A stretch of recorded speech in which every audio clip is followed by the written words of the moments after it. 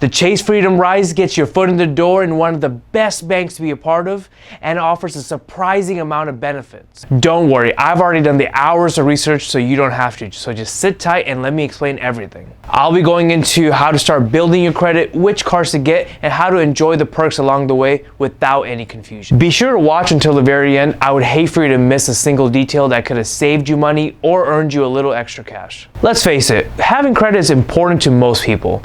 Building good credit is like leveling up in a game. Plus, it can even save you money when you borrow because you don't have to pay back as much. It can help cover a big expense without draining your bank account. I'm sure most of us can relate back to a time where we're at a restaurant with our friends and everybody's arguing about who's gonna pay the bill. More and more places nowadays are going cashless, so credit cards are starting to become essential. Also, most places don't even accept a debit card when it comes to renting a car or a hotel room. I'll be explaining to you guys how to start building your credit and get a ton of perks along the way. I made it a personal goal of mine this year to share my secrets on how I get the best deal on credit cards and sometimes even make money. So if getting paid to get the best rates and loans to buy whatever you want sounds good to you, keep watching. Okay, let's get right into it. I'm sure you or someone you know have wondered, why are credit cards so complicated? This framework may make it easier for someone to understand. Have you ever gone to a carnival or a fair with your family or friend or girlfriend and saw the ring toss game?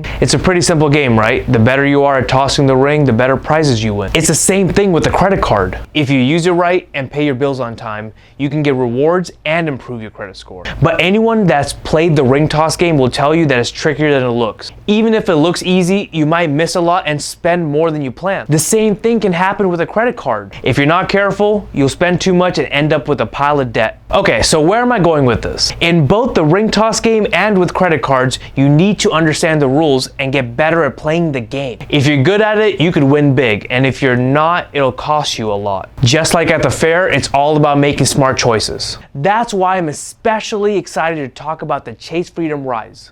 This card's great for someone that's new to credit cards or someone that's had trouble with credit in the past. It's the perfect first card to help you build good credit. Before we get into the nitty-gritty, I like to take a quick minute to explain why this card is such a big deal and why the release of this card just dethroned the reigning, defending, undisputed heavyweight champion of beginner credit cards. Before the Chase Freedom Rise, if you were new to credit or didn't have a lot of credit history, your only choice was to get a secured credit card. This type of card works like this. You give the bank some money, let's say it's $500, and they keep it as a safety deposit. In return, they'll give you a credit card with a spending limit of $500. The bank keeps your money safe and holds on to that $500 just in case you don't pay back that credit card bill. And if that happens, the bank keeps your deposit as a final way to cover your payment. After you've shown that you can handle credit responsibly, the banks start to trust you more. This is called building your credit. Once you've done this, you can get something called an unsecured credit card, and you won't need a safety deposit, which is how most traditional credit cards work. They'll give you a spending limit based on things like how well you paid your bills before, how much money you make, and a few other things. Unlike a secured card, they won't ask you to put a safety deposit for this card. Okay, let's get back to the Chase Freedom Rise. It's an excellent first card for beginners or those working on improving their credit. And here's the kicker. Chase has combined the benefits of a secured card with the freedom of an unsecured card, all without locking away your money. Chase really changed the game with this card. Chase doesn't make you set aside your own money just so you can use it, because let's be honest, that's a slap to the face. They've got a better idea. Chase tells everyone to have at least $250 in their account before 2 days of applying. Even if you don't want to use credit cards, you should still have a bank account with Chase, and I'll explain why later. The main thing to remember is that you could start an account with Chase, put $250 in it, wait a few days, and then apply for the Freedom Rise card. You could spend the whole $250 if you wanted to. I'm not saying to do it, I'm just saying you have the opportunity. After getting approved for that card, you could do whatever you want with that $250 that's in the checking account. But the point is, you could do whatever you want with the money that's in your account, the way it should be. Okay, so you're probably wondering, is that all? What's the big deal? Maybe you're the type of person who couldn't care less who you bank with. As long as you could use your card, who cares? Let me say this as clear as I can. Not all banks are the same. I got cards from Chase, Capital One, Discover, Wells Fargo, Bank of America, American Express, I can go on all day. JP Morgan Chase is the Starbucks of bank. They're the big daddy, the grand poobah. It's everywhere. They have tons of branches and a super easy to use app. Plus, if you prefer to pay your bills in cash, you can go to any convenient Chase location, which is a huge advantage over an online-only bank like Discover. The Chase app, along with all the branches across the US, makes it super easy to pay your bills on time. Say you have two friends. You got one friend, that's David, and he always returns things on time. And on the other hand, we got Billy. Billy likes to take his time on things and honestly forgets about it. If they both wanted to borrow something from you, you'd probably feel more comfortable letting David borrow it, right? And that's because David brings it back on time. It's the same thing with credit cards and banks. If you could show that you could be trusted to pay back what you borrow, banks will be more willing to lend you money. They might even give you special benefits with their credit cards to make sure that you pick them.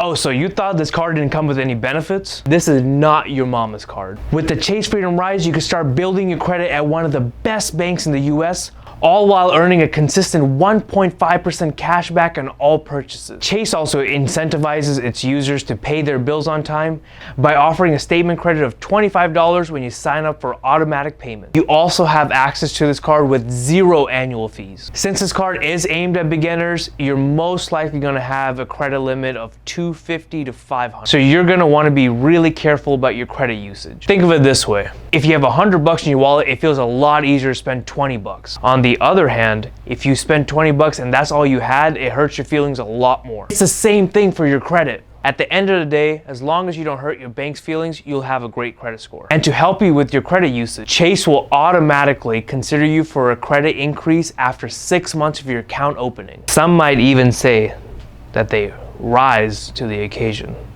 Okay, terrible jokes aside, I'll be showing you guys in future videos which cards to get in the best order. So please make sure to subscribe so you can be the first one to know. In the meantime, it's especially important to keep your credit cards active for as long as possible. Think of it as a friendship. If you've been friends with someone for many years, they're more likely to trust you compared to someone you just met a few weeks ago. It's the same thing with credit. The longer you've had credit and use it responsibly, the more banks trust you and the better your credit score. If you stay this long, congratulations, because I haven't even mentioned the most surprising perks of this card. The best part about this card is that it comes with a complimentary 3-month membership to DoorDash and Instacart Plus. I would suggest to those people that really want to take full advantage of this card, activate your Instacart Plus membership first. After 3 months, cancel your membership and activate the Dash Pass membership so you can keep getting free deliveries for 3 more months. After that, you can keep your Dash Pass membership for another 9 months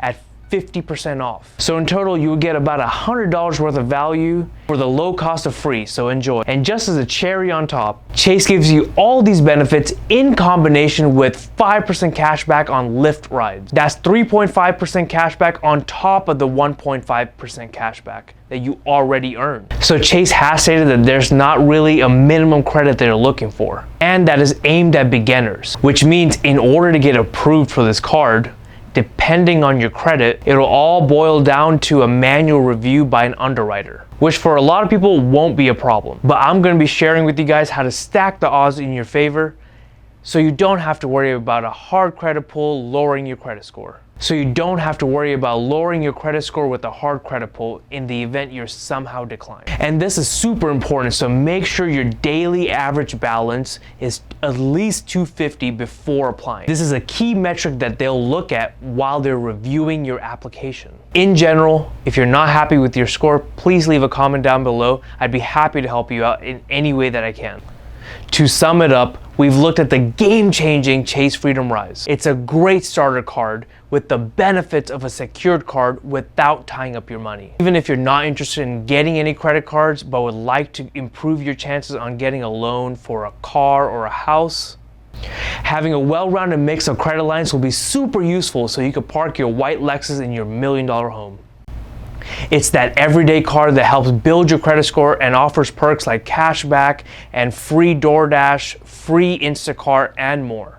I'll be telling you guys how to get that decline overturned in future videos. Stay tuned for more credit card tips and tricks, and don't forget to subscribe.